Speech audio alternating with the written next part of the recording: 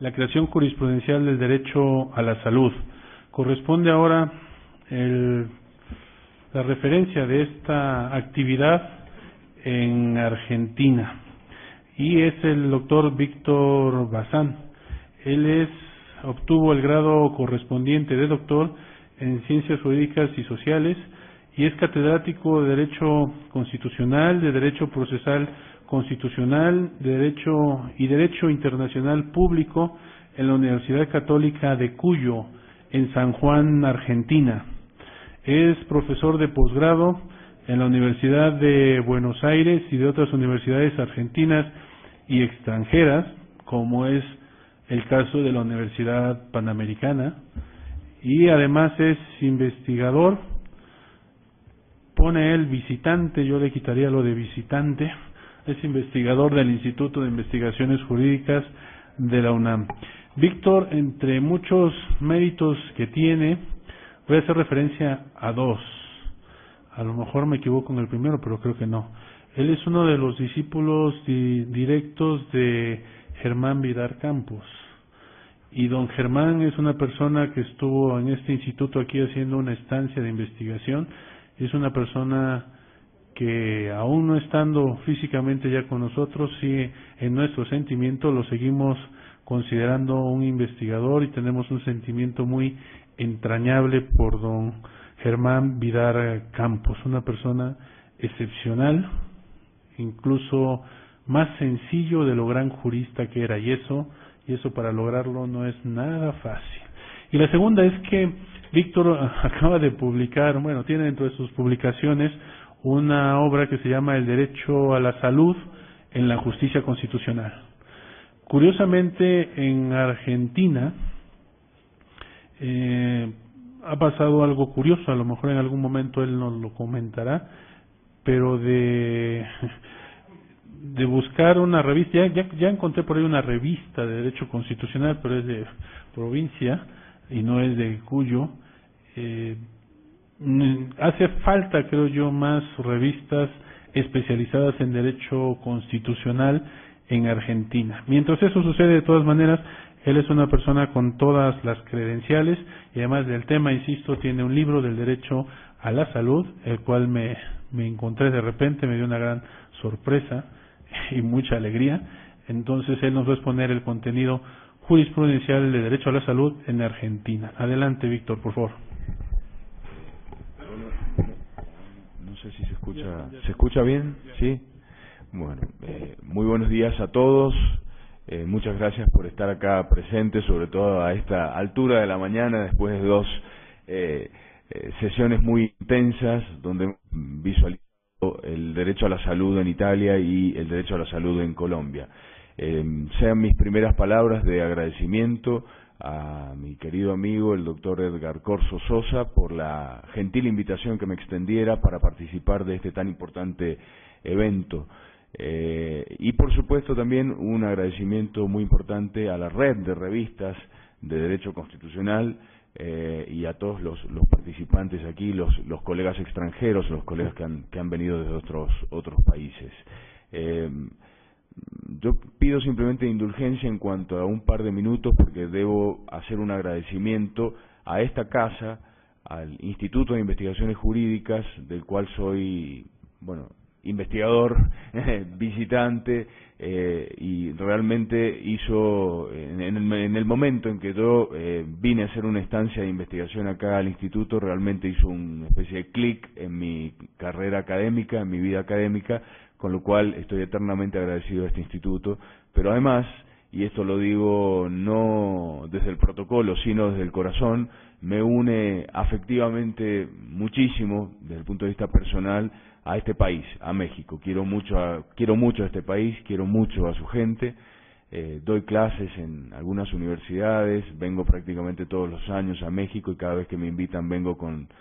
todo el amor, el gusto y el orgullo de que me vuelvan a invitar, porque realmente desde el punto de vista académico es mi segunda casa. Así que Edgar, en tu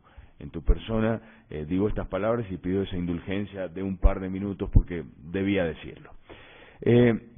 Dentro del marco de esta segunda reunión de revistas de Derecho Constitucional, que aborda, como ustedes saben perfectamente, el tema de la creación jurisprudencial del derecho a la salud, mi informe general se va a referir, obviamente, al derecho a la salud en Argentina, que es el tema que me ha asignado el doctor Corso Sosa, y para ello voy a dividir mi exposición en 5 partes. La primera, un sector muy breve de apreciaciones contextuales. En segundo lugar, el derecho a la salud en la Constitución argentina, antes y después de la reforma constitucional de 1994. En tercer lugar, lo que produjo esta innovación de 1994. En cuarto lugar, algunos estándares de la Corte Suprema de Justicia de la Nación en materia de protección del derecho a la salud. Y en quinto lugar, y espero que todos sobrevivan, una rápida alusión a las observaciones finales.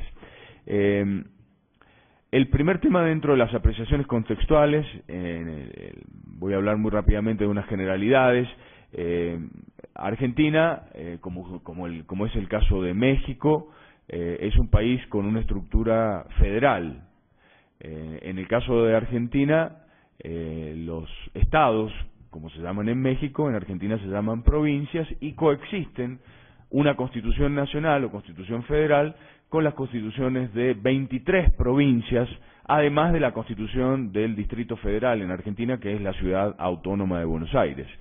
Además, cada una de estas provincias puede dictar su propia normativa de forma, es decir, sus propios códigos procesales en materia civil, penal, laboral, etcétera. Con lo cual, en Argentina, y para aquellos visitantes extranjeros que viven en un país unitario o más centralizado, que quizás esta lógica es un poco inentendible, en Argentina van a coexistir constituciones, leyes, políticas públicas, todo lo que genera un enjambre normativo, a veces un poco difícil de decodificar. Estas son un poco las particularidades que quería mencionar de nuestra estructura federal, muy similar a la que tienen en México, por eso ustedes lo van a entender, pero tal vez otras personas, como por ejemplo el colega que viene de Colombia, el colega que viene del Perú, tal vez no lo pueda entender. Sí lo entenderá el colega que viene de Brasil, por supuesto, porque también vive la misma realidad. En segundo lugar, dentro de estas apreciaciones contextuales, a modo de pregunta, este federalismo del que hablamos desde el punto de vista político, en materia sanitaria, por ejemplo, respecto de las personas con discapacidad, ¿qué sucede con este federalismo sanitario? Bien, el derecho a la protección integral de la salud de las personas con discapacidad, que es uno de los flagelos más importantes que se viven en nuestras sociedades, cuenta con un amplísimo reconocimiento normativo, tanto en la Constitución como en leyes o como en ordenamientos jurídicos infralegales. El problema es, no tanto desde el punto de vista normativo, sino más bien el problema circula por la línea del acceso real al ejercicio de este derecho. Y en Argentina, el acceso real al ejercicio de este derecho a la salud de las personas con discapacidad es bastante complicado, es bastante dispar. Y de alguna manera está reflejando estos grados de marginalización o de exclusión social justamente en este campo de la discapacidad. Y aqueja con mayor magnitud o con mayor intensidad justamente a las personas que tienen discapacidad, pero que a su vez pertenecen a otros grupos desaventajados en la línea de sentido del artículo 75, inciso 23 de la Constitución, que se refiere a que hay que brindar una protección diferenciada a las mujeres, los niños y los ancianos, y por supuesto, obviamente, las personas con discapacidad. Pero donde este manejo, digamos, este acceso real al derecho en cuanto a las personas con discapacidad se nota, es cuando coexisten dos de estas condiciones, es decir, por ejemplo, una persona discapacitada que a su vez es un niño, una persona discapacitada que es una mujer, o una persona discapacitada que es un anciano o una persona de la tercera edad. Es allí donde vemos una heterogeneidad, una desigualdad en el ámbito de este federalismo sanitario, que como les digo lleva a una ausencia absoluta de un perfil isonómico en lo que tiene que ver con el acceso a una salud de calidad entre las distintas jurisdicciones locales, y es acá donde vemos justamente uno de los problemas que apareja el federalismo como un sistema de configuración estatal. Un tercer punto muy rápidamente en relación con algunos aspectos de la salud pública, siempre dentro de este marco de apreciaciones contextuales, nos lleva a afirmar que una de las características particulares del sistema de salud argentino es justamente esta, la heterogeneidad en la distribución de los recursos humanos y físicos dentro de las distintas provincias. Es decir, que vamos a encontrar, como tal vez sucede en México, niveles distintos, niveles diversos de protección si circulamos de provincia en provincia. Es decir, no hay un marco, digamos, mínimo, un marco de desarrollo igualitario en cuanto a este tipo de cuestiones. Es decir, que en materia de salud pública hay una heterogeneidad, hay una desigualdad muy marcada, muy fuerte en relación con cada una de las regiones que conforman nuestro país. En las provincias con un menor desarrollo relativo, es decir, traduciendo esto en las provincias más pobres, existe un número creciente, es decir, un número más grande de habitantes por médico, lo que habla necesariamente de la deficiencia de los servicios de salud en estas provincias más pobres o con un menor grado de desarrollo relativo. Otro flagelo que se nota en ciertas regiones, en ciertas partes de la República Argentina, tiene que ver con la desnutrición. En Argentina aproximadamente mueren 8 niños de menos de 5 años por día a raíz de enfermedades vinculadas o asociadas a la desnutrición. La desnutrición, como ustedes saben perfectamente, es el resultado final del subdesarrollo y cuenta con una serie de factores muy importantes para que se configure este flagelo de la desnutrición, mucho más allá de la alimentación inadecuada, como son, por ejemplo, la violencia, la desocupación, la pobreza, las carencias educacionales y afectivas, la disfunción familiar, la falta de accesibilidad a los servicios de salud, el embarazo adolescente, la vivienda inadecuada, etcétera. Es decir, son todos factores que coadyuvan a que exista este flagelo de la desnutrición, más allá de la alimentación inadecuada. Por supuesto, esto se da en ciertos y determinados sitios de nuestro país, más marcadamente en el noroeste del país, son las regiones más pobres y donde se dan o se configura con mayor fuerza estos porcentajes de personas y de niños desnutridos. La desnutrición crónica afecta al 8% de los niños y niñas menores de 8 años, lo cual es un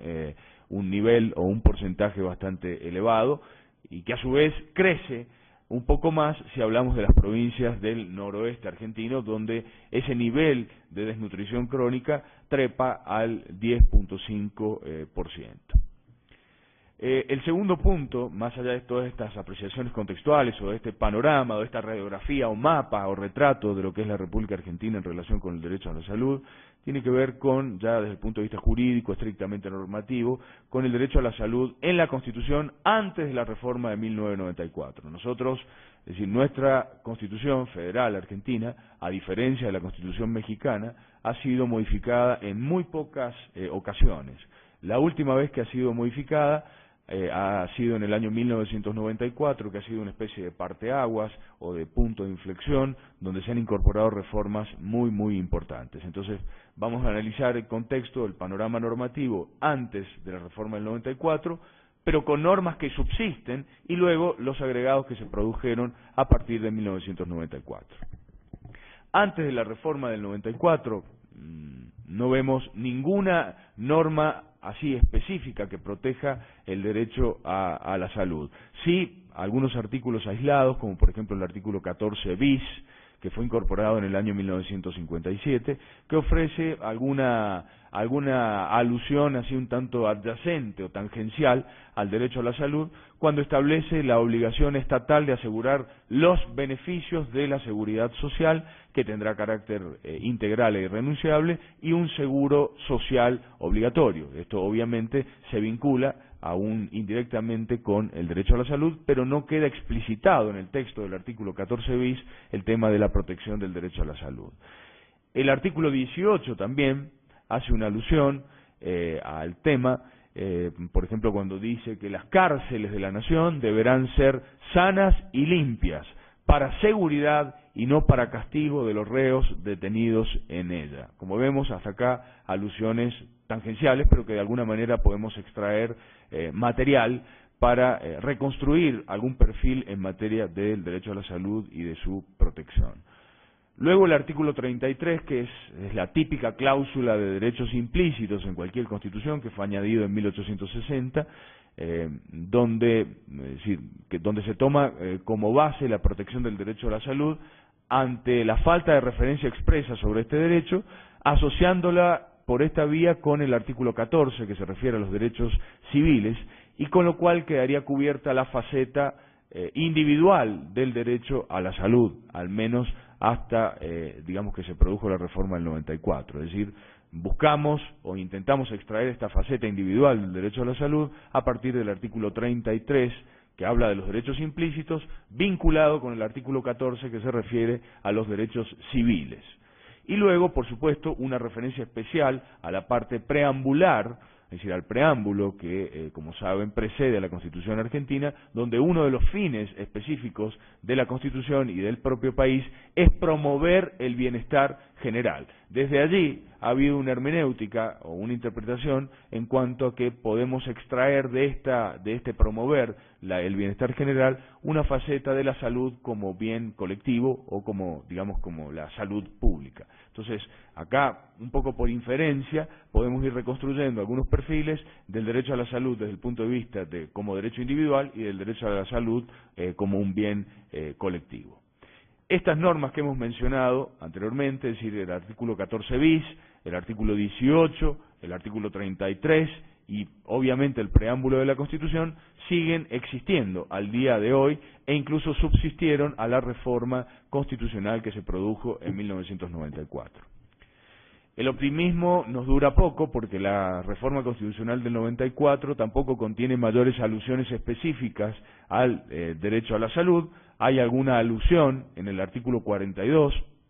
al derecho a la salud, aunque específicamente en el marco de la relación de consumo, es decir, cuando se habla de los derechos de usuarios, de servicios públicos y de consumidores, hay una alusión al derecho a la salud justamente en esta relación de consumo. Y además, también hay otra alusión tangencial en el artículo 41 que se refiere específicamente al derecho al medio ambiente sano, equilibrado, etcétera, etcétera, donde se habla justamente de este ambiente sano, y esta adjetivación de ambiente sano nos permite extraer también un elemento más en cuanto a que se preserva el derecho a la salud. Pero como vemos, hasta acá, tanto en lo que sucedía y sigue sucediendo antes de la reforma del 94, el bagaje normativo que existía en el momento y que sigue subsistiendo, y los agregados o los añadidos propios de la reforma constitucional del 94, vemos que no existe, digamos, una regulación directa en relación con el derecho a la salud y en relación con la protección al derecho a la salud desde el punto de vista genérico. Sí hay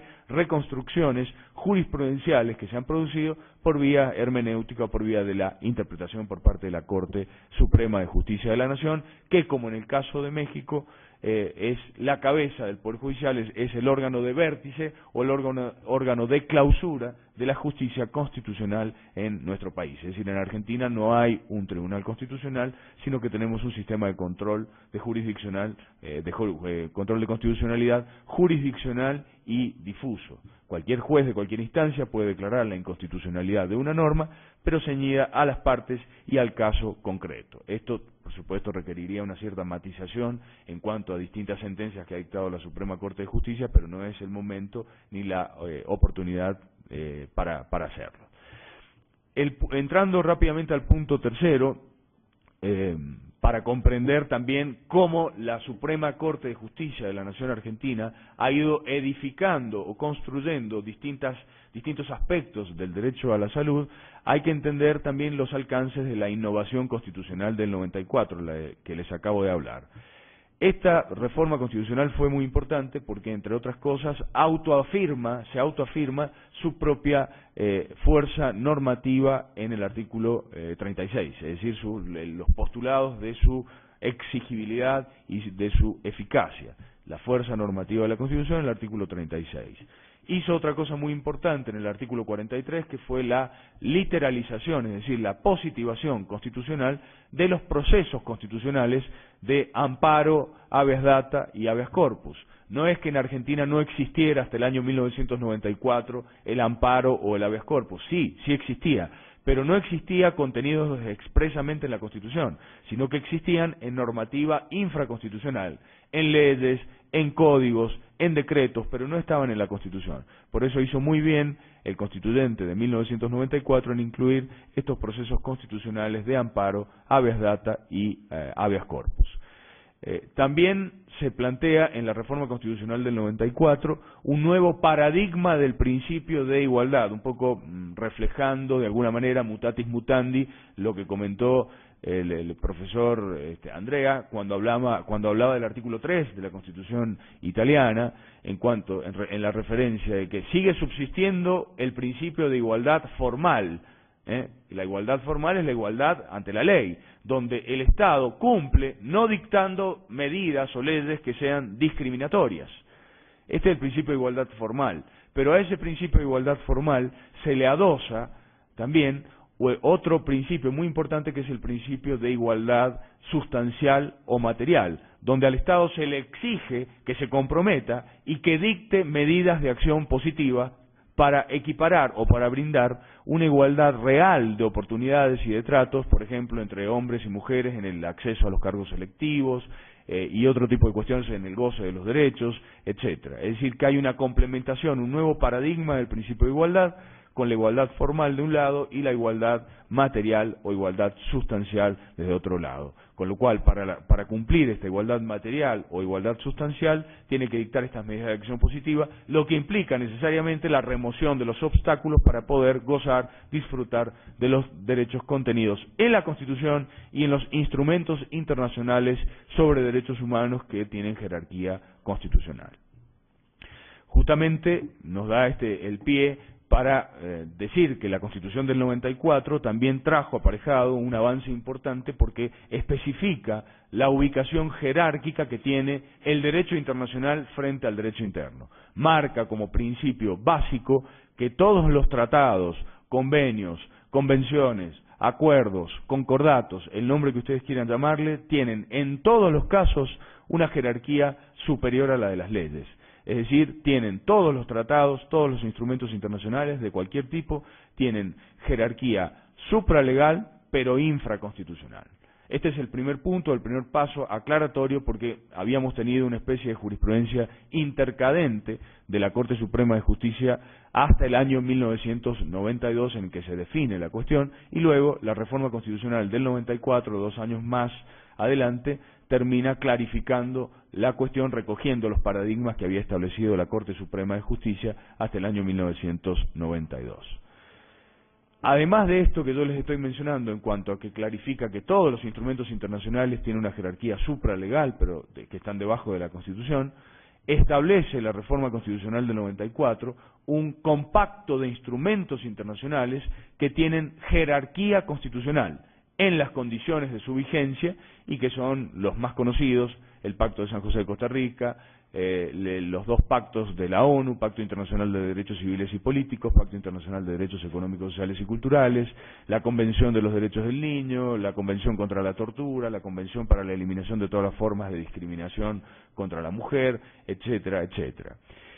Y fíjense que yo hasta acá no he hablado de tratados, he hablado de instrumentos internacionales. ¿Y por qué hablo de instrumentos internacionales? Porque es una categoría más amplia que hablar de tratados. porque si hablamos de tratados internacionales nos estamos quedando solamente en el derecho internacional convencional y estaríamos dejando fuera otros instrumentos internacionales que son absolutamente fundamentales en el marco de un Estado constitucional, como son, por ejemplo, la Declaración Universal de Derechos Humanos y la Declaración Americana de Derechos y Deberes del Hombre, que también en Argentina, como por conducto de este artículo 75, inciso 22, tienen jerarquía constitucional.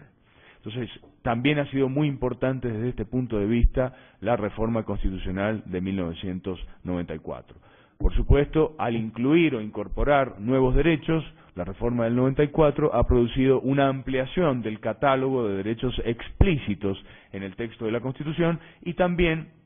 un acrecimiento de los derechos implícitos. ¿Por qué? Porque al adjudicar jerarquía constitucional a los instrumentos internacionales, capta también la fuerza de los derechos implícitos que están contenidos en esos instrumentos internacionales que tienen jerarquía constitucional. Es decir, que hay un enriquecimiento del caudal cuantitativo, pero fundamentalmente cualitativo, del nivel de los derechos implícitos, tanto en el texto de la Constitución como en el texto de los instrumentos internacionales sobre derechos humanos que conforman el bloque de constitucionalidad.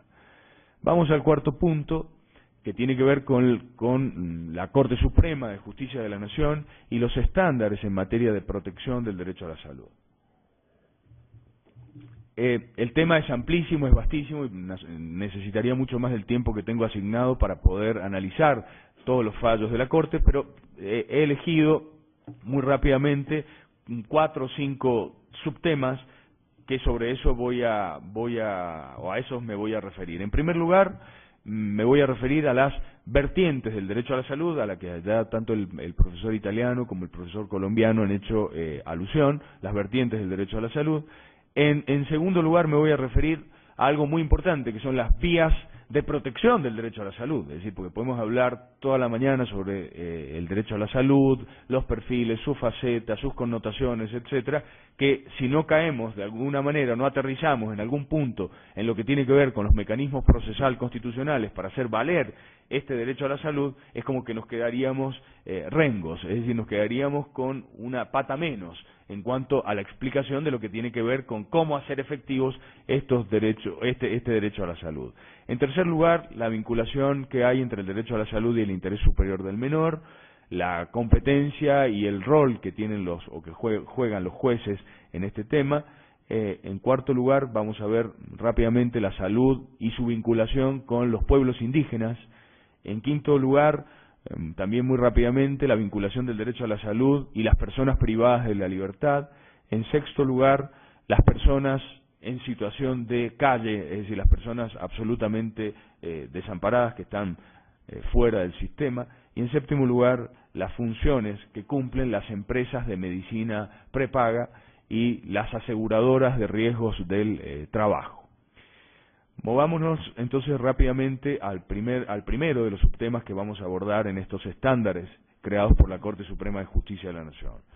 La primera tiene que ver con las vertientes del derecho a la salud, y en esto no hay demasiado misterio. La Corte Suprema de Justicia de la Nación ha dicho que el derecho a la salud tiene al menos 2 vertientes, una individual, es decir, como derecho fundamental de la persona, y otra social, colectiva o pública, que tiene que ver con la salud visualizada como un bien público, en la línea de sentido del artículo 10.2 del Protocolo de San Salvador en materia de derechos económicos, sociales y culturales, adicional al Pacto de San José de Costa Rica, y también en la línea de sentido de la interpretación que la Corte Interamericana de Derechos Humanos ha dado en el caso Jiménez López contra Brasil del año 2006. Esto no tiene mayor complejidad, únicamente que el hecho de que escindamos o que pensemos las 2 dimensiones del derecho a la salud no nos debe llevar, porque no es aconsejable, a visualizar a la salud o al derecho a la salud desde un prisma de fragmentación. Es decir, que podamos ver distintas dimensiones no nos debe conducir a analizarlo fragmentadamente o atomizadamente. Y esto, por supuesto, porque en función de los caracteres de indivisibilidad, interrelación e interdependencia de los derechos humanos, debe focalizarse al derecho a la salud como un derecho inclusivo. Esto digamos, siguiendo la terminología empleada por el Comité de Derechos Económicos, Sociales y Culturales del ECOSOC, en el marco del ámbito universal de la ONU, en una observación general muy importante cuya lectura recomiendo, la número 14, que se titula El derecho al disfrute del más alto nivel posible de salud, artículo 12 del Pacto Internacional de Derechos Económicos, Sociales y Culturales, que es una observación general labrada en el año 2000. Y acá, es decir, el comité, de lo cual nuestra propia Corte Suprema de Justicia de la Nación ha seguido, menciona que el derecho a la salud no solo abarca la atención de la salud, digamos, oportuna y apropiada, sino también de otros principales factores determinantes de la salud, como son, por ejemplo, el acceso al agua limpia y potable, las condiciones sanitarias adecuadas, el suministro adecuado de alimentos sanos, una nutrición adecuada, una vivienda adecuada, condiciones sanas en el ejercicio del trabajo y también en materia de medio ambiente, y por supuesto también lo que tiene que ver con el acceso a la educación, a la información y también lo que incluye los servicios de salud sexual y reproductiva. Aprovecho este tema para hacer una brevísima digresión en cuanto que recientemente en nuestro país, vinculada naturalmente con el tema del derecho a la salud, recientemente en nuestro país se ha dictado una ley y posteriormente una reglamentación que ha incluido las técnicas de fertilización asistida o fertilización in vitro o las técnicas que correspondan desde este punto de vista, las ha incluido dentro del programa obligatorio, del programa médico obligatorio, con lo cual las empresas de medicina privadas o las obras sociales, sean públicas o sean privadas, deben receptar estos tratamientos, deben cubrir estos tratamientos respecto de sus afiliados, naturalmente cumpliendo los requisitos o las pautas que la propia ley establece. Un segundo punto tiene que ver con las vías principales de protección del derecho a la salud, y en esto tampoco hay demasiado misterio. La vía principal, como en Colombia es la acción de tutela, como en Brasil es el mandado de seguranza, por ejemplo, como en otros países también se llama acción de amparo o acción de protección de derechos fundamentales en Bolivia, es justamente la acción o proceso de amparo para justamente la protección de los derechos fundamentales en general y del derecho a la salud en particular, que ha sido el proceso, digamos, constitucional más empleado o más utilizado para generar movimientos o cambios jurisprudenciales en la Corte Suprema de Justicia de la Nación. Pero no por esto tenemos que dejar de lado los aportes que se brindan, por ejemplo, a partir del habeas data, que como ustedes saben, o al menos yo sostengo, el habeas data no es una subespecie de amparo, sino que es un proceso constitucional autónomo que protege un bien jurídico también autónomo, distinto del amparo, y no se exigen los requerimientos establecidos, por lo menos en Argentina, para el amparo, para que funcione el proceso constitucional de habeas data. Desde mi punto de vista, y lo vengo sosteniendo desde hace aproximadamente 2 décadas, el bien jurídico que se protege con el habeas data no es directamente la intimidad, la reputación, la honra, el honor de una persona, sino que el bien jurídico que se tutela en el habeas data, propio al menos, es el derecho de autodeterminación informativa creado pretorianamente por el Tribunal Constitucional alemán en, digamos, la famosa sentencia sobre el censo, de la inconstitucionalidad del censo en materia de datos. El habeas data brinda también, es decir, como saben, es un instrumento para conocer los datos personales que constan u obran en registros, archivos, bases o bancos de datos públicos o privados, es decir, es el derecho personal que tenemos de acceder a este tipo de información personal. Pero se está utilizando, por lo menos en Argentina, y con algún éxito, a partir de la ley 26.529, una ley del año 2009, en relación con los derechos del paciente, la historia clínica y el consentimiento informado, para poder acceder a las historias clínicas, es decir, un poco al récord que nos está marcando qué tipo de tratamiento se nos hizo, qué medicamentos se nos dio, qué prácticas médicas se nos practicaron, etcétera. Es decir, eso fue, digamos, ha sido un paso adelante y se utiliza mucho también en materia de derecho a la salud el habeas data como, digamos, para el conocimiento, para la obtención de las historias clínicas. También, por supuesto, el habeas corpus, que ha sido un instrumento muy eficaz o muy importante también respecto de lo que tiene que ver con las personas privadas de su libertad, sea en detención preventiva o sea en cumplimiento de una sentencia condenatoria firme, a los efectos de la preservación de su salud, de sus derechos fundamentales que vinculan la posibilidad de acceso a los servicios médicos y otro tipo de revisaciones para su propio bienestar. Y por supuesto todos estos procesos constitucionales tienen o han tenido de alguna manera un apoyo suplementario en el pedido de medidas cautelares, es decir, se ha basado el amparo, el habeas data, el habeas corpus, se ha suplementado en estas medidas cautelares que permiten justamente un adelantamiento de la protección cautelar en beneficio de ese derecho fundamental. En cuanto a la salud y los pueblos indígenas, creo que esto es un tema que se reproduce o se repite o se replica en distintos países de Latinoamérica, pero en primer lugar tener en cuenta la especial significación de la propiedad comunitaria de la tierra para los pueblos indígenas. Es decir, para los pueblos indígenas su propiedad comunitaria tiene estrechos puntos de contacto con el derecho a la salud. De hecho, Stavin Hagen, que es un antropólogo y sociólogo conocidísimo y que es normalmente o en numerosas ocasiones ha sido perito ante la Corte Interamericana de Derechos Humanos, justamente en el dictamen que realizó en el caso de la comunidad Mañagna Sumo Aguastigni contra Nicaragua del año 2001, entre otras cosas, mencionó claramente que el vínculo con la tierra de los pueblos indígenas es esencial para su autoidentificación. Y además, que la salud física, la salud mental y la salud social del pueblo indígena están vinculados con el concepto de tierra. El concepto de tierra que ellos manejan naturalmente es totalmente distinto del que nosotros podemos llegar a manejar. La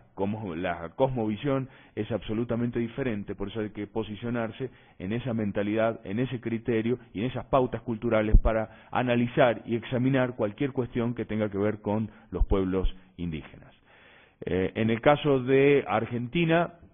hubo, entre otros, voy a mencionar simplemente un fallo que es instado por el defensor del pueblo de la nación argentina contra el Estado Nacional y contra la provincia del Chaco, que es una de las provincias más pobres en Argentina, del año 2007. El defensor del pueblo solicitó que se adoptaran medidas necesarias para modificar la situación de absoluta indefensión y de vida infrahumana que tenían en ciertos lugares del Chaco, particularmente una comunidad indígena de la etnia Toba, quienes se encontraban en una situación de una emergencia extrema, con sus necesidades más básicas totalmente insatisfechas. El defensor del pueblo hablaba en su presentación de detener el exterminio silencioso de los aborígenes. En este caso, la Corte, en un fallo del año 2007, ordenó al Estado Nacional y a la provincia del Chaco el suministro de agua potable, alimentos a las comunidades indígenas que habitan, así como también de un medio de transporte y de comunicación adecuados a cada uno de los puestos sanitarios. Acá estaba involucrada una etnia, la etnia Toba, pero también estaban involucradas otros pueblos indígenas como los huichís.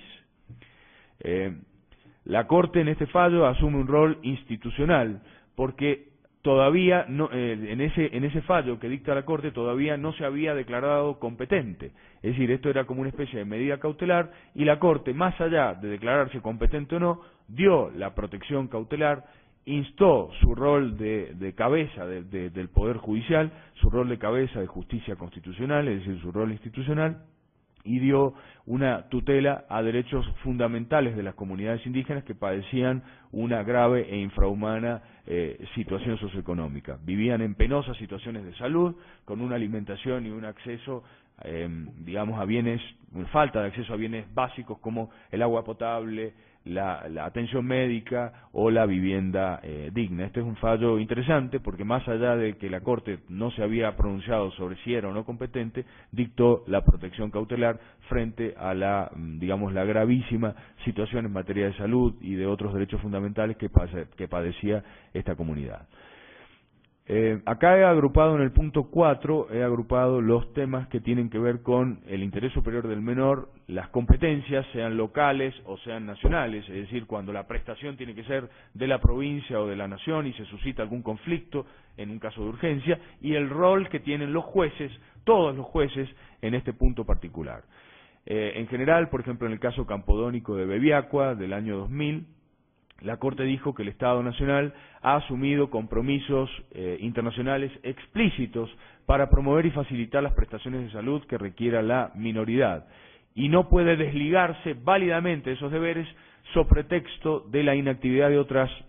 entidades públicas y privadas. Es decir, lo que acá quiso decir la Corte fue que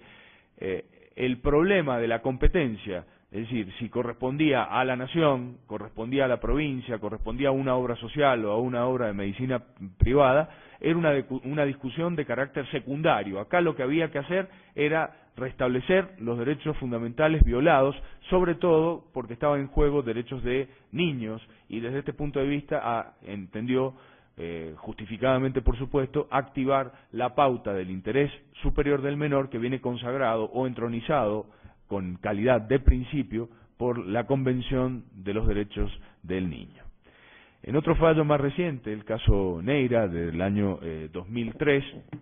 también la Corte menciona que los menores, máxime en circunstancias en que se encuentra comprometida su salud y normal desarrollo, merecen, digamos, la atención que necesitan de quienes están directamente obligados a su cuidado, es decir, obviamente las familias, pero además también requieren la atención de los jueces y de la sociedad toda. Y dice la Corte claramente acá, siendo que la consideración primordial del interés superior del niño que la Convención de los Derechos del Niño impone a toda autoridad nacional en los asuntos concernientes a ellos, viene tanto a orientar como a condicionar la decisión de los jueces llamados al juzgamiento en estos casos.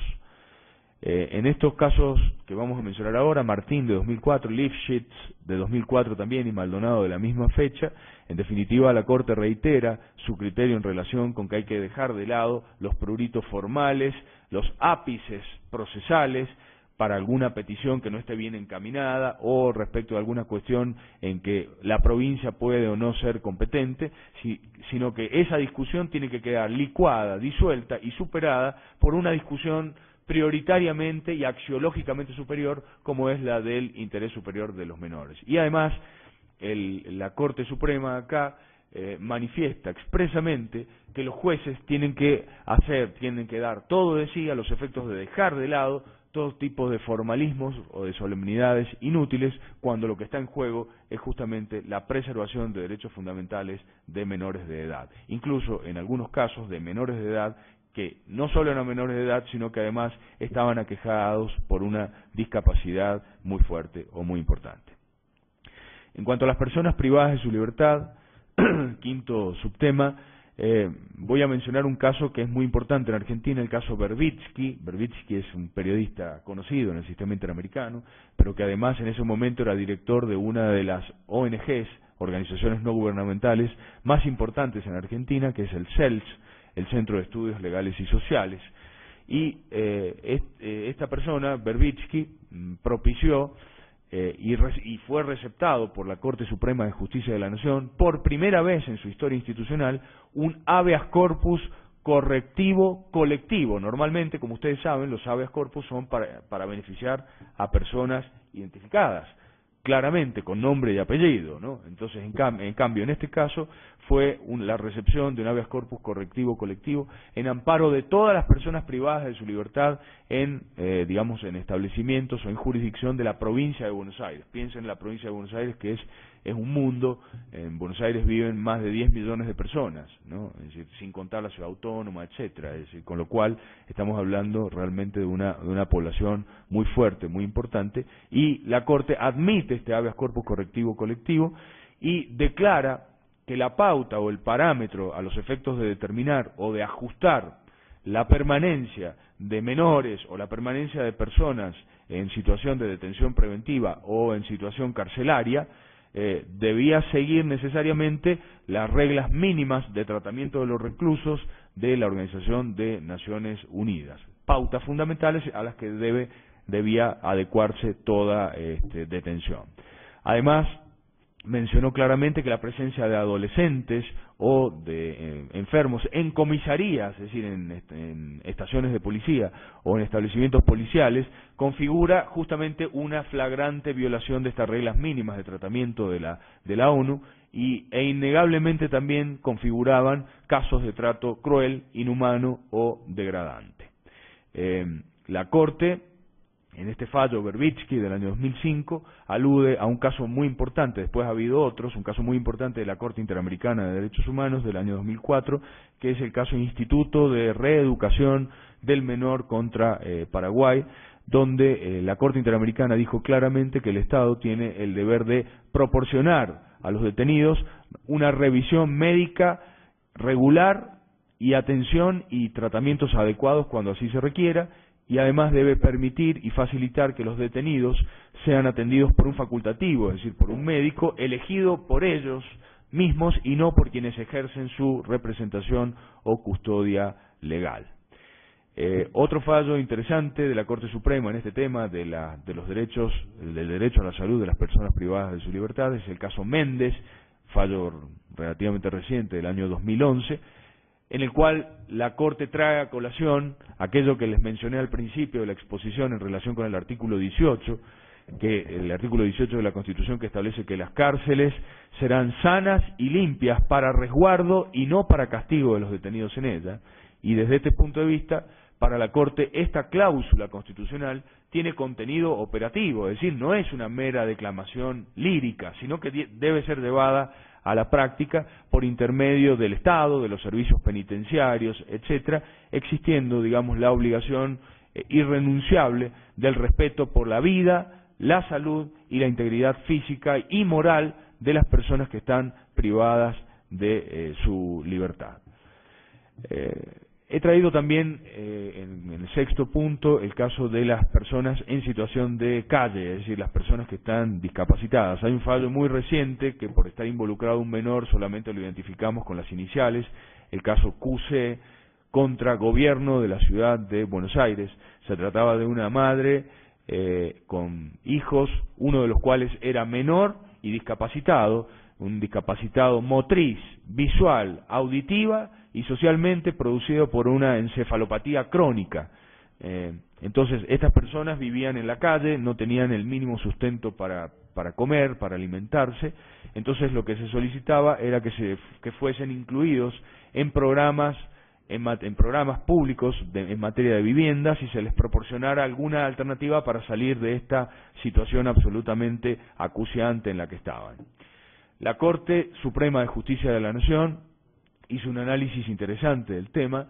y mencionó que derechos como el del acceso a la vivienda digna, como el derecho a la salud, etcétera, implican o generan para el Estado obligaciones de hacer, que no son meras declaraciones, sino que son normas jurídicas con vocación de efectividad o de operatividad.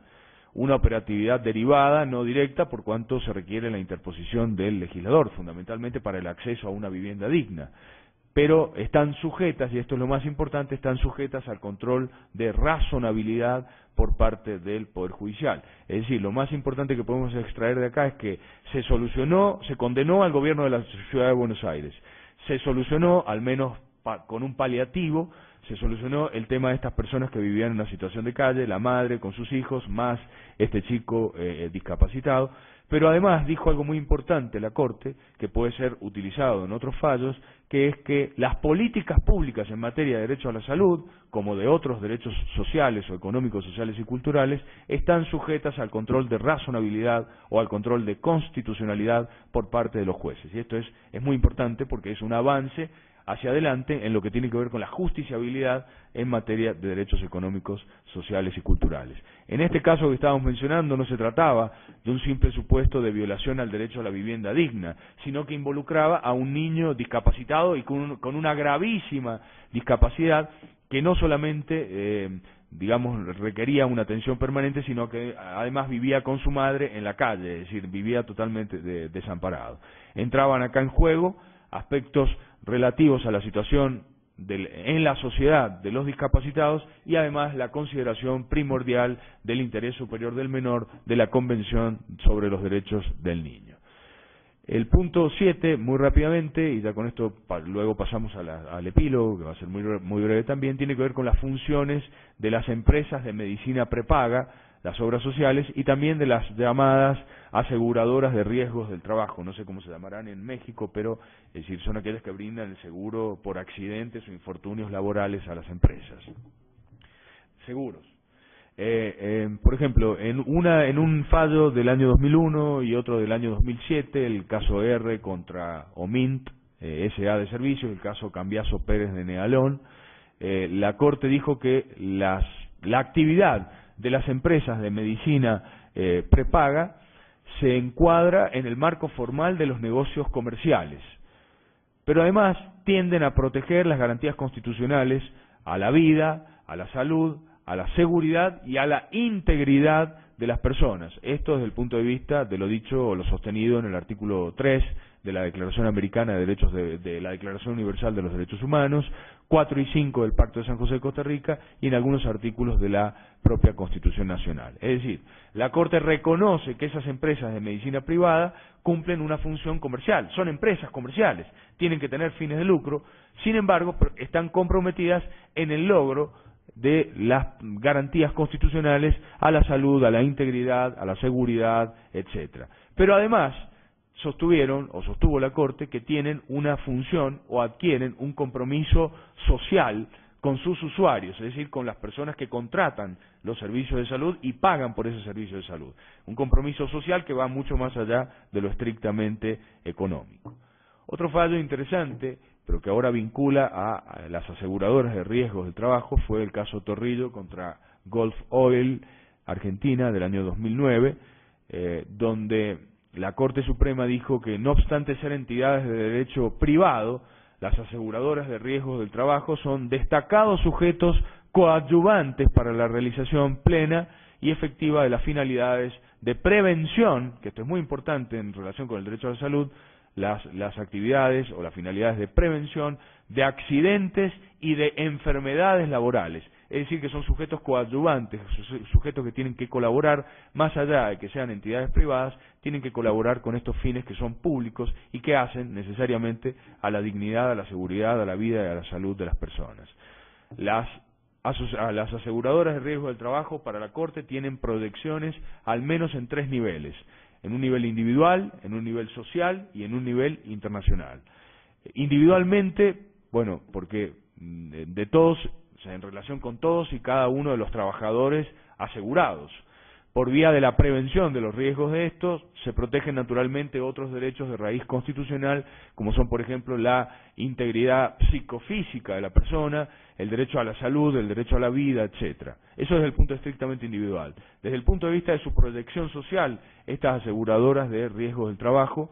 dijo la Corte que hay un lazo indisoluble o indisociable entre los riesgos del trabajo y el derecho a la salud. La salud acá se erige como un bien público en los términos entendidos por el ya citado artículo 10.2 del protocolo de San Salvador y también por la sentencia de la Corte, el caso contencioso, sentencia de fondo, reparaciones y costas, el caso Jiménez López contra Brasil, dictado en el año 2006. Y la proyección en el marco internacional de las aseguradoras de riesgo del trabajo tiene que ver con que al ser sujetos coadyuvantes en la protección de estos derechos y al haber el Estado argentino adquirido un conjunto importante de compromisos internacionales, la labor coadyuvante de las aseguradoras constituye un factor de alto peso para que el Estado satisfaga fielmente esos instrumentos internacionales o esos compromisos internacionales y no incurra en hipótesis de responsabilidad internacional. Bueno, hasta acá ha sido un poco la elaboración de cómo la Corte ha ido edificando ciertas facetas de la protección del derecho a la salud, lo que nos da pie para unas muy breves observaciones finales de conclusión en esta exposición. En primer lugar, que más allá de sea cual fuere el tipo de estructuración de Estado que un país tenga, en el caso de Argentina o en el caso de México, un Estado federal,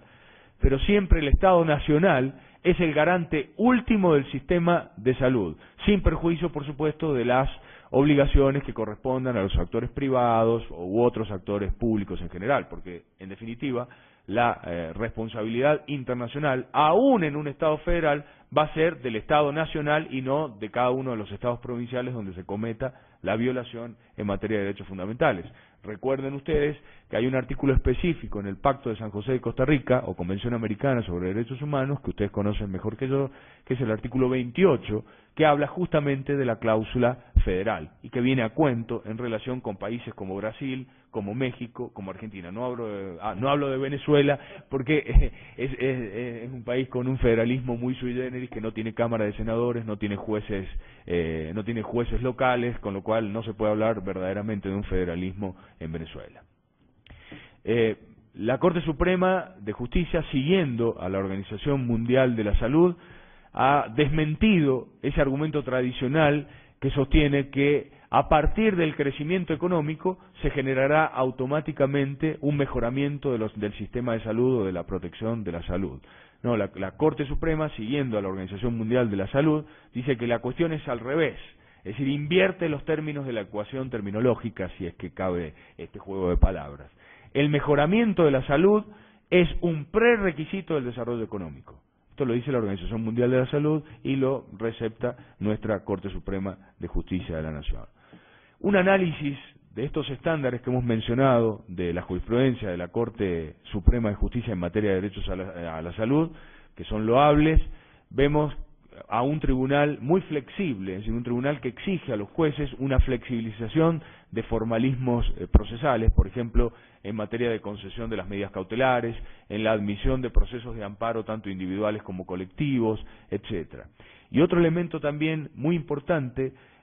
que puede ser argumental, pero que de alguna manera explica la ideología y la filosofía que al respecto tiene nuestra Corte Suprema de Justicia de la Nación, es que en sus razonamientos, en sus argumentaciones, utiliza criterios internacionales, tanto de organismos, digamos, organismos universales, como el Comité de los Derechos del Niño, el Comité para la Eliminación de todas las formas de discriminación contra la mujer, el Comité de Derechos Económicos, Sociales y Culturales, como órganos jurisdiccionales, por ejemplo, pautas de la Corte Interamericana de Derechos Humanos, también pautas del Tribunal Europeo de Derechos Humanos, es decir, aplica los estándares internacionales de protección de los derechos humanos en general, sociales y en particular del derecho a la salud. En sus sentencias plasma, como les acabo de decir, las cláusulas de instrumentos internacionales, inclusive algunos de soft law, y además la interpretación de órganos jurisdiccionales y cuasi jurisdiccionales tanto en el ámbito regional interamericano como en el ámbito universal de los comités. Por eso, digamos, a modo de balance podemos decir que la justiciabilidad del derecho a la salud en la República Argentina tiene un grado de protección bueno y sustentable. Es decir, que la labor de los jueces y de la Corte Suprema de Justicia ha sido muy loable. Esto es un dato muy positivo, pero a su vez es insuficiente per se, a los efectos de la protección del derecho a la salud. Es un punto de partida que hayan respuestas jurisdiccionales, pero me parece que el punto de partida más importante es la necesidad de que exista una política o un sistema concertado y estructurado de políticas públicas en materia de derechos sociales en general y en materia de derecho a la salud en particular. Y esto es lo que está fallando, al menos en Argentina. Existen programas, existen algunas medidas, existen algunas políticas que a veces son un poco espasmódicas, en otras buscan simplemente un clientelismo político, etcétera, pero no existe este sistema estructurado donde vemos este déficit en la ausencia de un sistema consistente y estructurado de políticas públicas de corte social. No estoy diciendo con esto que no existan políticas públicas, existen, pero a veces las políticas públicas no se pueden llevar a cabo o no se pueden ejecutar como corresponde, o chocan con otras medidas u otras políticas públicas, o se superponen y hay nichos donde no se llega a través de ninguna política pública, con lo cual hace falta este sistema estructurado que me parece que se replica en varios países de Latinoamérica. Y este es el mayor déficit que veo en cuanto al tema en la República Argentina. Lorenzetti, el presidente de la Corte Suprema de Justicia de la República Argentina, ha dicho, creo que con razón, que ninguna sentencia judicial aislada, ninguna ley por sí sola va a solucionar el problema de la eficacia de los derechos. Se necesitan políticas públicas concertadas en la línea que venimos sosteniendo, políticas públicas concertadas, porque de nada sirven las sentencias de la Corte si no tenemos políticas de salud, políticas sociales que implementen los demás poderes del Estado, es decir, el Ejecutivo y el Legislativo, que se comprometa tanto como se está comprometiendo jurisdiccionalmente la Corte Suprema de Justicia. Porque esto da pie a una excesiva judicialización de los problemas de derechos humanos, que no es precisamente el mejor escenario. Es decir, el mejor escenario sería que existieran verdaderas políticas públicas que funcionaran y que el nivel de judicialización de las cuestiones fuese mínimo. Es decir, veo más o menos el mismo diagnóstico que lo que sucede en Colombia, que es muy loable la tarea que viene desarrollando para mí el Tribunal Constitucional más importante de Latinoamérica, que es la Corte Constitucional de Colombia, el de más avanzada y que ha generado estándares más activistas en este tema y en otros también. Pero veo que el problema circula por el tema de la judicialización, cuando debería partir de las políticas públicas emanadas del Poder Ejecutivo, del Poder Legislativo y del resto de los órganos, por supuesto, coadyuvantemente, o en algunos casos, por supuesto, debería coadyuvar la rama judicial, como se llama en Colombia, o el Poder Judicial, como se llama en Argentina, y en última instancia, la Corte Suprema en Argentina o la Corte Constitucional en Colombia. Este es el mayor déficit que veo. Y si ustedes analizan esta exposición, obviamente desde el punto de vista del criterio subyacente ha tenido que ver con la protección del derecho a la salud, que está inscripta en los derechos fundamentales, y mi gran preocupación en relación con la protección y la eficacia de los derechos fundamentales tienen que ver precisamente con que los derechos fundamentales son ni más ni menos que expresión directa de la dignidad de la persona humana. Muchas gracias.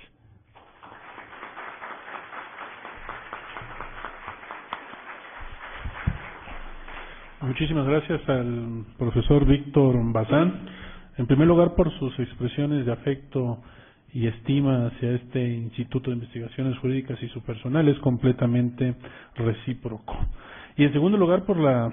como ya lo vieron ustedes, muy bien sistematizada, documentada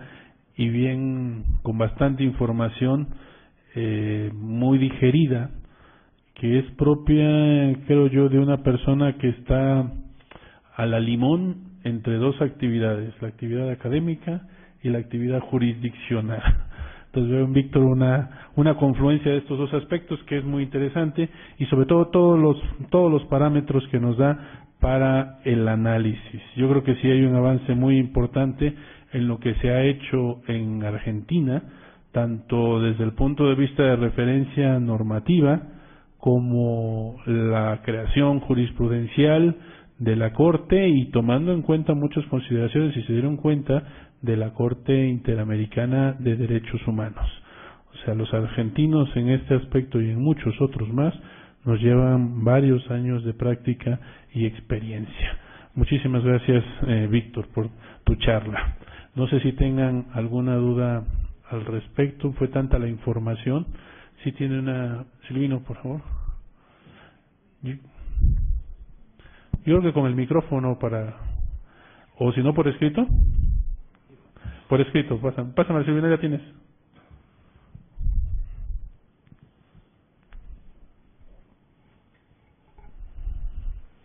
Gracias.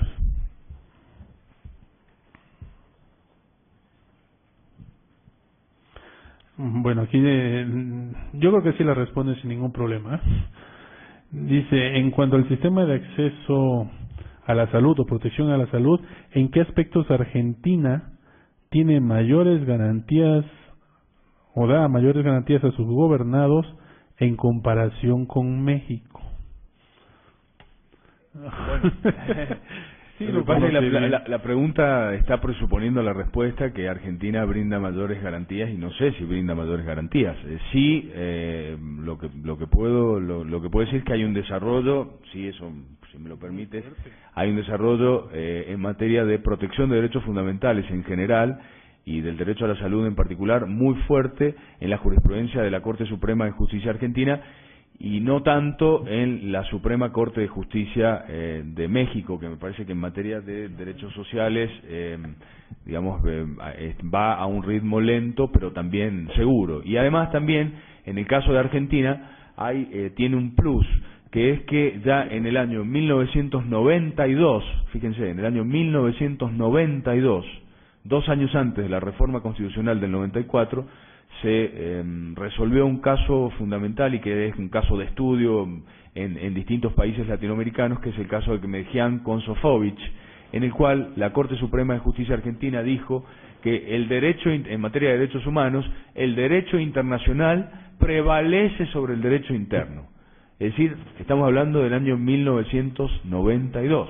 Luego viene la reforma constitucional del 94, en la cual establece como principio básico o principio general que todos los tratados internacionales de cualquier materia, concordatos, etcétera, tienen al menos una jerarquía superior a cualquier ley federal, pero una jerarquía infraconstitucional. Y que un conjunto de tratados, que son 11 tratados u 11 instrumentos internacionales, además de otros 2 que se han agregado después de la reforma constitucional del 94, que son la Convención Interamericana sobre Desaparición Forzada de Personas y la Convención sobre la Imprescriptibilidad de los Crímenes de Guerra y de Lesa Humanidad. Ese plexo, ese bloque de 13 instrumentos internacionales, 13 tienen jerarquía constitucional, es decir, valen tanto como la Constitución, y en caso de conflicto o colisión entre lo que establece un instrumento internacional y lo que establece la Constitución, obviamente la Suprema Corte se va a decantar por aquella solución que mejor case o que mejor se adecue al principio pro persona. Es decir, si lo que tiene que interpretar es un derecho, la interpretación más amplia, más extensiva del derecho; si lo que tiene que interpretar es una excepción o una prohibición, la interpretación más restrictiva de esa prohibición o de esa excepción. Es decir, que tenemos un bagaje jurisprudencial desde el año 1992 que nos da una cierta, digamos, evolución que tal vez la Suprema Corte de Justicia de México todavía no la tenga, aun cuando se están dictando, me parece, sentencias, resoluciones importantísimas, y los pasos que está dando adelante la Suprema Corte de Justicia mexicana son dignos de aplaudir. En primer lugar, todo el revuelo y el movimiento sísmico que se produjo en la Suprema Corte con el tema de cómo ejecutar, cómo cumplir la sentencia del caso Radilla Pacheco, que es un tema que me parece que es un punto de inflexión en la historia institucional, al menos reciente, o en materia de derechos fundamentales de la Suprema Corte de Justicia, donde se sienta una serie de parámetros muy interesantes en relación con el control de convencionalidad difuso, por ejemplo, y otro tipo de pautas como interpretación conforme, etcétera, etcétera, el grado de vinculatoriedad que tienen las sentencias de la Corte Interamericana respecto de México, solamente, digamos, un grado de vinculatoriedad plena cuando México es parte, punto que ha sido luego complementado con la reciente resolución de la contradicción de tesis resuelta el 13 de septiembre de este año, donde también se han dado pasos muy importantes en relación con que la conexión entre los instrumentos o tratados internacionales y la Constitución no tiene que verse en términos de jerarquía, sino que están parificados de alguna manera en función fundamentalmente del principio pro persona o principio pro homine. Y además que cuando exista, por ejemplo, una prohibición expresa o una sanción expresa en el ámbito de la Constitución, esta debe ser reservada, debe ser aplicada pese a lo que diga el instrumento internacional. Me parece que se están dando debates muy fuertes, porque estos movimientos jurisprudenciales provocan también unos debates muy importantes en los ámbitos académicos y doctrinarios en México en relación con el impacto de las sentencias internacionales. Creo que coordinado un libro sobre ese tema en Tirant-lo Blanche, me parece que es, ¿no? Sí, sí. Un libro sobre el impacto de las sentencias, que me parece que en México ha habido una discusión, está existiendo una discusión muy importante, y que se ha producido, al menos en el criterio de los juristas, un cambio de 180 grados en la percepción de todo este tipo de cuestiones internacionales. Por eso me parece que van por el buen camino en ese punto, en ese sentido. Sí, muchísimas gracias, Víctor. Yo creo que dio respuesta muy elegantemente a lo planteado, y me sumo completamente a lo dicho por Víctor. No hay conoce bastante bien el caso mexicano, por eso decimos que es no investigador, sino mexicano. Ya prácticamente es mexicano, así que no hay problema. Muchísimas gracias, Víctor, por tu charla. Yo aprovecho, entonces me corresponde... ¿tienes una pregunta? Sí, perdón. Bueno, en primer lugar, agradecer la exposición muy brillante que nos ha dado el profesor Víctor Bazán. Y más que una pregunta, pedirle que nos cuente un poco la experiencia argentina, ¿no? Usted en sus conclusiones nos ha dicho que más allá de la protección individual y concreta que puede ir haciendo la Corte Suprema respecto a casos individuales, ¿no? Del derecho a la salud, lo que se requiere son políticas sociales de largo alcance que transformen un poco el sistema y puedan superar las inequidades que existen, sobre todo en tema de salud. Y al momento de su exposición también usted nos relataba un par de casos donde la Corte Suprema de Argentina ha ingresado un poco estos nuevos estándares de sentencias estructurales, el caso Berbitsky, y me parece que en este caso también de la mujer y sus hijos que estaban en la calle, ¿no? Y incluso creo que un caso Riachuelo, ¿no? ¿El caso, perdón? Riachuelo con Mendoza. El caso Mendoza. Mendoza, sí. Son 3 sentencias donde la Corte Suprema ha empezado a ingresar este tipo de sentencias estructurales que buscan justamente el cambio más amplio en las políticas sociales, ¿no? Ahora, estos casos dependen mucho de la movilización social, dependen mucho del acompañamiento que haga la sociedad civil, y quería, en todo caso, que nos cuente un poco la experiencia, por ejemplo, en Colombia. Sabemos que la Corte Constitucional maneja mucho la etapa de seguimiento de sus sentencias a través de audiencias, donde, como nos contaba el expositor en el caso de Colombia, se ve por la televisión que las autoridades estatales van a rendir cuenta de sus acciones ante los jueces de la Corte Constitucional. ¿Cómo es la experiencia en Argentina? ¿Estas sentencias estructurales vienen generando estos procedimientos de seguimiento? ¿Cómo viene la sociedad civil acompañando esos procedimientos? Y si es que estos procedimientos han dado resultados en las políticas sociales, ¿no? Han dado lugar a algunos cambios en las políticas sociales. Quisiera que nos cuente un poco de esa experiencia, ¿no? Sí, bueno, usted tiene razón al citar estos casos. Son casos utilizando la terminología colombiana de sentencias estructurales. El caso Mendoza, porque es la purificación o el saneamiento de toda una cuenca, es decir, lleva muchísimo trabajo. El caso Berbitsky en relación con todas las personas privadas de su libertad, y sus derechos fundamentales, y este último caso de la situación de calle de las personas. Bueno, lamentablemente debo decir que el nivel de cumplimiento de estas sentencias ha sido va a un ritmo lento, digamos, ¿no? Es decir, yo creo que no vamos a ver nunca, o por lo menos en un futuro muy próximo, a ministros del Poder Ejecutivo sentados en la misma mesa con el presidente de la Corte, con la Corte en pleno, explicando qué están haciendo en relación con el cumplimiento de las sentencias, como sucede en Colombia, a partir de aquella señera sentencia del año 2004 en materia de desplazamiento forzoso y el estado de cosas inconstitucional, ¿no? Por eso me parece que hay un elemento en derecho que normalmente no se enseña en las facultades, pero que es muy importante, que para el que ejerce la profesión en uno u otro sentido, y el que está en la academia lo denota o lo detecta, que es que buena parte de la eficacia del derecho depende de la voluntad política. Estas cosas no se enseñan, pero hay que enseñarlas, hay que decirlas. Si podemos tener la mejor constitución, podemos haber suscripto y ratificado los mejores instrumentos internacionales sobre derechos humanos, tener normas modelo, que si no hay voluntad política, nada de esto va a funcionar. Porque justamente, es decir, tenemos un problema los juristas en el sentido de pensar que cuando hay un problema, ¿qué tenemos que hacer? Modificar la ley, dictar una nueva ley, modificar la Constitución. Y no es así. Se produce una inflación normativa que en el fondo repercute negativamente en los fines que se pretenden cumplir. Y en el fondo, este tipo de leyes o este tipo de cuestiones que se pueden lograr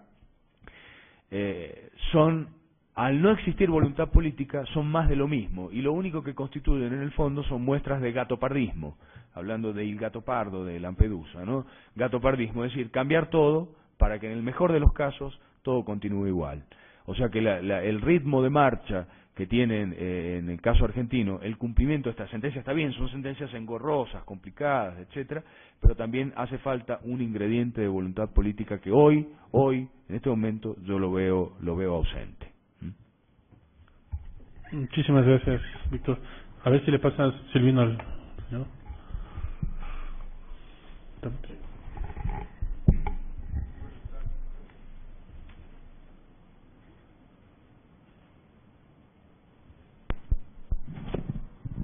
Buenas tardes, señor Bazán. Yo vengo de un organismo no gubernamental de derechos humanos que afortunadamente tenemos contacto tanto con Perú, con Argentina, con Colombia y algunos otros países. Tocamos el tema de las enfermedades raras, enfermedades huérfanas, hablando del tema de derecho a la salud. Le pediría a usted su comentario con relación al derecho a la salud y el derecho a la vida cuando se pelea en los tribunales internacionales. Segundo punto, el por qué en estos países que he mencionado, considerando incluso México, es mal visto por las autoridades que el paciente o los familiares tengan que recurrir al juicio de amparo, habeas corpus en el caso de Perú y otros más, el temor a la represión. En el caso de México, hoy justamente, se acaba de pronunciar la Suprema Corte de Justicia de la Nación para traer el caso de un gran número de pacientes con enfermedades raras y huérfanas que intentará, dice así el título, resolverlas. Hablamos de un caso donde se está aplicando la eutanasia pasiva, donde las mayorías se imponen a las minorías y el derecho, como lo estaba escuchando en usted, todavía no permea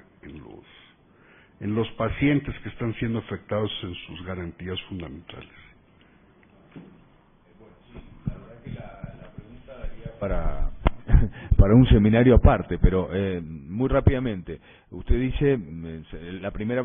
pregunta, la primera parte de la pregunta tiene que ver con la suerte que puede correr un reclamo en un tribunal internacional. Bien, cuando hablamos de derecho a la salud, si nos situamos en el sistema interamericano, no podría plantearse directamente una reclamación ante la Comisión Interamericana por violación del derecho a la salud. ¿Por qué? Porque está el protocolo de San Salvador en materia de derechos económicos, sociales y culturales que contempla el derecho a la salud y que es adicional al Pacto de San José de Costa Rica. Pero el protocolo de San Salvador tiene un margen de justiciabilidad limitada a dos derechos solamente, que son el derecho a la educación y el derecho a la libertad sindical. Es decir, que no está el derecho a la salud para que usted pueda ir directamente ante la Comisión Interamericana por el derecho a la salud. Pero existen estrategias indirectas para poder acceder al sistema interamericano. Por ejemplo, cuando usted alega la violación del principio de igualdad, y en el fondo lo que está pretendiendo es también que le cubran el tema del derecho a la salud. O cuando usted alega el derecho o la violación de la garantía de debido proceso, pero en el fondo lo que está pretendiendo, lo que está introduciendo es una petición en materia de derecho a la salud. O cuando alega la violación del principio de acceso a la información pública o de ser discriminado en materia de acceso a la información pública y está metiendo ahí también un reclamo en materia de derecho a la salud. Es decir, hay estrategias indirectas para hacer valer ante la Comisión Interamericana derechos que no están protegidos directamente, porque hay el artículo 26 del Pacto de San José de Costa Rica, un artículo muy genérico que no da pie para esta justiciabilidad, por lo menos en la interpretación que tiene la Comisión Interamericana. Entonces, estas son las vías para quien intente litigar internacionalmente, por lo menos en el ámbito interamericano, es buscar este tipo de márgenes o de estrategias que sean indirectas. Sí hay, por ejemplo, frente a casos de absoluta urgencia, usted tiene la posibilidad de plantear medidas cautelares ante la Comisión Interamericana de Derechos Humanos. Por ejemplo, cuando usted es un enfermo crónico y se le ha interrumpido su tratamiento, puede plantear, en esas condiciones de excepcionalidad, etcétera, puede plantear medidas cautelares ante la Comisión Interamericana. Eso también es una vía alternativa importante.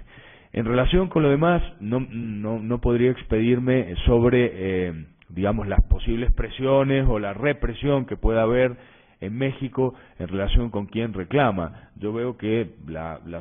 reclama por vía de amparo. Yo veo que la Suprema Corte está teniendo toda una movilidad muy fuerte, muy importante también, un desarrollo importante en materia de los derechos fundamentales en sus sentencias. Incluso he leído una versión muy simpática, muy agradable de, creo que el ministro ponente fue el doctor Saldívar, Arturo Saldívar, una sentencia muy interesante porque justamente tenía que ver con que el peticionante era una persona con discapacidad que sufre el mal de Asperger, y justamente el tenor de redacción de la sentencia, en su versión simple, era una sentencia que le explicaba al peticionario, esta persona que tenía una discapacidad con este mal, que tenía una mentalidad de un chico de 9, 10 años, con lo cual una elaboración intelectual muy básica. Bueno, la sentencia de la Corte, por lo menos en su versión preliminar, es una sentencia muy sencilla, muy simple, entendible para todos y además dirigiéndose como en forma personal al chico que estaba, a la persona que estaba pidiendo, digamos, esa protección tutelar de su derecho a la salud. Muy interesante, algo que es, si bien es utilizado muy frecuentemente en la jurisprudencia del Tribunal Europeo de Derechos Humanos, lo está empleando por primera vez, me parece, no sé si hay algún otro caso, en un fallo reciente, no sé si es de septiembre o una cosa así, de la Corte Suprema, de la Suprema Corte de Justicia de México, solucionando también este tipo de cuestiones que han venido por vía de amparo. Gracias, Víctor. Curiosamente eso es lo que vamos a ver mañana, empezando. No se preocupen, no voy a exponer el día de hoy. Ya ha perdido el tiempo, no voy a exponer. Lo único que sí nos falta una última pregunta, comentario de Andrea Morrone.